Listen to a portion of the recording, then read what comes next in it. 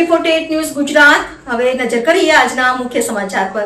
બનાસકાંઠાના પાલનપુર નગરપાલિકામાં હવે ભાજપનું સંપૂર્ણ શાસન સ્થાપિત થયું છે।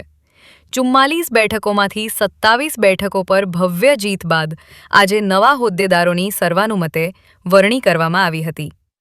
છેલ્લા 3 દિવસથી રિસોર્ટમાં રહેલા ભાજપના ચૂંટાયેલા સભ્યો આજે સીધા સત્તાગ્રહણ માટે પહોંચ્યા હતા। આજે યોજાયેલી મહત્વપૂર્ણ બેઠકમાં પાલનપુર નગરપાલિકાના નવા હોદ્દેદારોની જાહેરાત કરવામાં આવી હતી।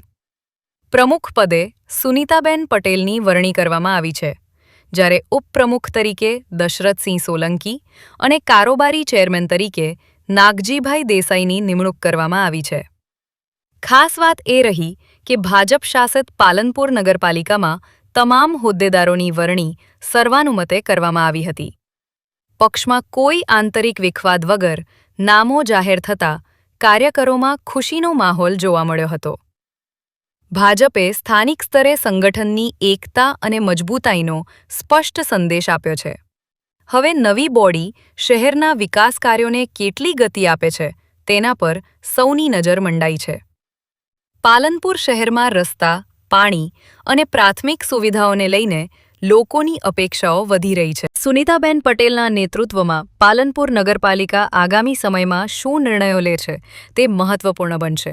આજ રોજ પાલનપુર નગરપાલિકામાં જે પ્રમુખ ઉપપ્રમુખની વરણી હતી તેમાં ભારતીય જનતા પાર્ટી પ્રમુખ તરીકે સુનીતાબેન પટેલ અને ઉપપ્રમુખ તરીકે મારી જે વરણી કરી છે તેને હું ભારતીય જનતા પાર્ટીના ગુજરાત પ્રદેશના નેતૃત્વ, જિલ્લા ભાજપનું નેતૃત્વ અને શહેર ભાજપનું નેતૃત્વને હું ખૂબ દિલથી એમનો આભાર માનું છું કે મારા જેવા એક નાના કાર્યકર્તાને આવડી મોટી જવાબદારી આપી છે। આવનારા સમયમાં પાલનપુર નગરપાલિકાના જે પણ વિકાસના કામો બાકી રહ્યા છે તેને અમે સૌ ટીમ બીજેપી અને ટીમ પાલનપુર બની અને સૌ બધા જ કાર્યો અમે પૂરું કરશું।